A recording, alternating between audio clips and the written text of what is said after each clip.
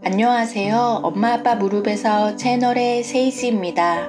지난 영상에서는 자폐 스펙트럼을 가진 저희 아이와의 경험을 통해 분노 발작의 모습들을 이야기 나눴는데요. 오늘은 그 이야기에 이어 분노 발작의 원인과 분노 발작 시 주의점, 아이를 위한 조력 방법들을 함께 나눠볼게요.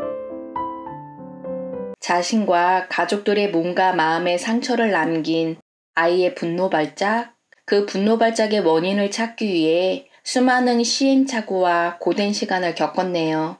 처음에는 일시적인 감각 붕괴나 각인된 기억들이 원인이라고 생각하고 불안 요인 없애기, 감정을 공유하며 안아주기 등을 시도했죠. 그러나 결과는 참담했어요. 그로 인해 우울했고 깊은 좌절감과 마주해야 했죠. 때론 모든 것들을 다 놓아버리고 싶은 생각까지 들더라고요. 그렇게 시간이 흐르던 중 분노 발작의 원인이 세로토닌 시스템의 이상, 즉 호르몬 분비 체계의 이상이라는 것을 알게 되었고 주변 분들의 도움으로 호전을 보이고 있어요. 여기서 분노 발작의 원인에 대한 설명을 좀 더 나눠볼게요. 우리의 뇌에는 감정 조절을 위한 신경세포들이 모여있는 시상하부라는 곳이 있어요.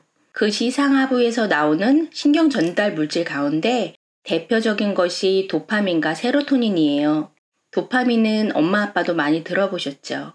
아무튼 이 두 물질 모두 우리의 기분을 좋게 만드는 작용을 해요. 이 중 세로토닌은 스트레스 상황에서 감소했다가 안정 상태에선 다시 증가하는 특성이 있는데 그런 과정을 통해 감정의 균형을 잡아주는 중요한 역할을 해요. 즉, 세로토닌의 수치가 낮아지면 우울증, 불안감 같은 부정적인 감정이 생기고 반대로 지나치게 높아지면 폭력성과 충동성이 높아져 분노 발작의 원인이 된다고 해요.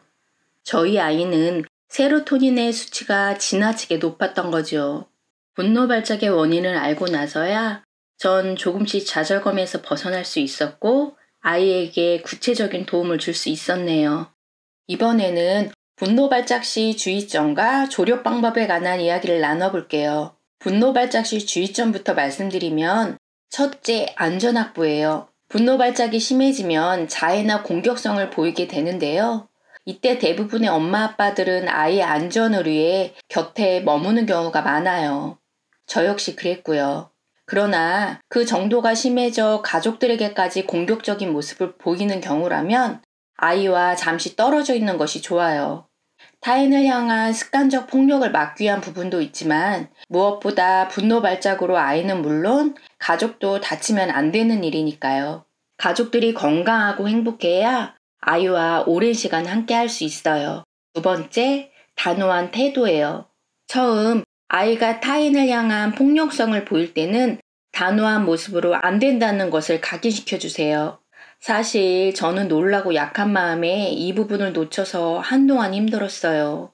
엄마 아빠는 저와 같은 시행착오를 겪지 마시고 단호한 대처를 통해 폭력은 어떠한 경우라도 허용되지 않는다라는 것을 알려주세요. 셋째, 감정 조절 후 대화하기예요. 아이를 돕고자 하는 마음에 긴 설명이나 감정을 나누고자 대화를 시도하는 경우가 있어요. 그러나 아이의 감정이 고조된 상태라면 무의미할 수 있어요. 아이와의 대화는 감정이 조절된 후에 나눠도 늦지 않아요. 그러니 간단하고 명료하게 이야기하세요. 분노 발작 시 주의점에 이어 이번에는 조력 방법에 관한 이야기예요. 우선 약물 치료가 있어요. 약물을 통해 세로토닌 수치를 조절하는 방법이죠.